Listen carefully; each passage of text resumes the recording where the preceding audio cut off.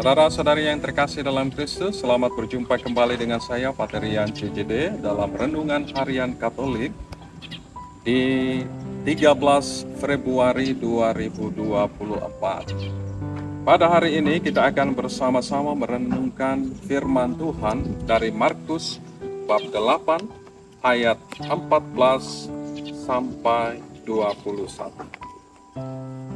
Dalam nama Bapa dan Putra dan Roh Kudus. Amin. Tuhan bersamamu dan bersama rohmu. Inilah Injil Tuhan kita Yesus Kristus menurut Markus. Dimuliakanlah Tuhan. Kemudian ternyata murid-murid Yesus lupa membawa roti. Hanya sebuah saja yang ada pada mereka dalam perahu. Lalu Yesus memperingatkan mereka, katanya, "Berjaga-jagalah dan awaslah terhadap ragi orang Farisi dan ragi Herodes." Maka mereka berpikir-pikir dan seorang berkata kepada yang lain, "Itu dikatakannya karena kita tidak mempunyai roti." Dan ketika Yesus mengetahui apa yang mereka perbincangkan, ia berkata, "Mengapa kamu memperbincangkan soal tidak ada roti? Belum juga ke kamu paham dan mengerti? Telah degilkah hatimu? Kamu mempunyai mata tetapi kamu tidak melihat, dan kamu mempunyai telinga tetapi kamu tidak mendengar. Tidakkah kamu ingat lagi pada waktu aku memecah-mecahkan 5 roti untuk 5.000 orang itu? Berapa bakul penuh potongan-potongan roti kamu kumpulkan?" Jawab mereka, 12 bakul. "Dan pada waktu 7 roti untuk 4.000 orang itu, berapa bakul penuh potongan-potongan roti kamu kumpulkan?" Jawab mereka, 7 bakul. Lalu katanya kepada mereka, "Masihkah kamu belum mengerti?" Demikianlah Injil Tuhan. Terpujilah Kristus. Saudara-saudariku yang terkasih dalam Kristus, ragi adalah sesuatu yang kecil, tetapi sangat berpengaruh, membuat adonan mengembang menjadi besar.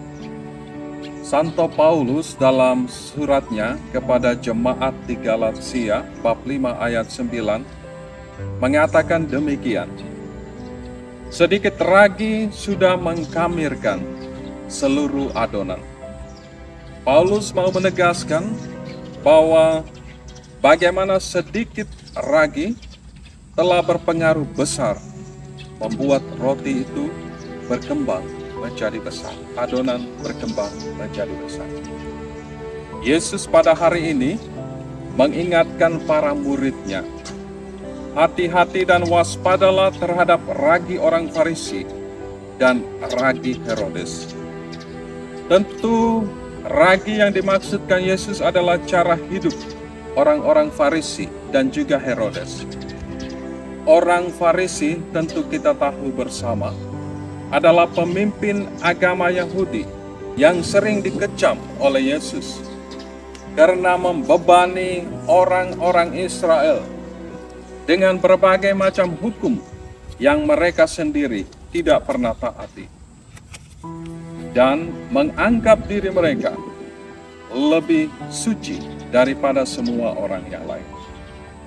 Herodes dapat juga berarti kaum Herodian, adalah kelompok yang memegahkan kesenangan duniawi dan ambisi akan kekuasaan. Cara hidup mereka yang demikian membuat mereka menjadi sombong dan selalu menolak Yesus dan seluruh pengajarannya. Saudara-saudari yang terkasih, Yesus secara pribadi tentu tidak menghendaki para muridnya terpengaruh dengan cara hidup orang-orang Farisi dan Herodes yang demikian, yang pada akhirnya bisa membuat mereka menolak dan tidak percaya kepada Yesus. Saudara-saudariku yang terkasih dalam Kristus, sebagai murid-murid Tuhan yang hidup dalam situasi zaman ini, dengan berbagai bentuk tawaran kesenangan dan kenikmatan duniawi, kita pun diajak, diharapkan untuk selalu waspada dan tetap teguh dalam iman kita, setia pada ajaran Yesus. Kita harus lebih bijaksana di dalam hidup beriman kita, berhadapan dengan berbagai macam ajaran yang berusaha menjauhkan kita dari firman Tuhan. Kita harus belajar dalam berbagai bentuk cobaan dunia ini untuk tetap teguh dalam iman.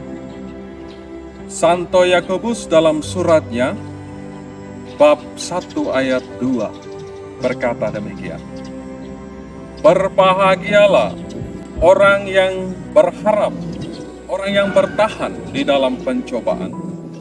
Sebab apabila ia sudah tahan uji, ia akan menerima mahkota kehidupan yang dijanjikan Allah kepada orang-orang yang mengasihi Dia."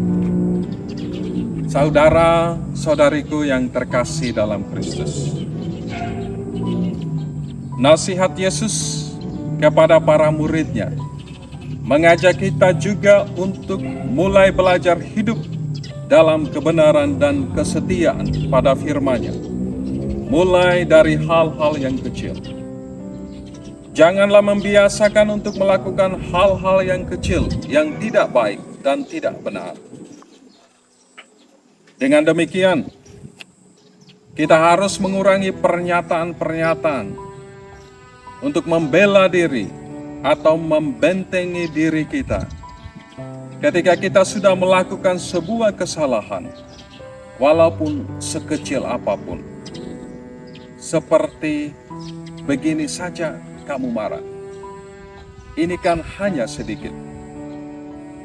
Ingatlah, kalau kita membiarkan hal-hal yang tidak baik dan tidak benar, sekecil apapun, terus-menerus, maka cepat atau lambat kita akan jatuh di dalam dosa. Saudara-saudariku yang terkasih, mari belajar berproses menjadi pribadi yang berkualitas. Banyak hal besar dimulai dari hal-hal yang kecil. Maka kita harus hidup benar, mulai dari hal-hal kecil, walaupun diperhadapkan dengan berbagai macam tantangan dan kesulitan. Barang siapa tidak benar dalam perkara-perkara kecil, ia tidak benar juga dalam perkara-perkara besar. Berkat Tuhan beserta kita sekalian, Bapa, Putra, dan Roh Kudus. Amin.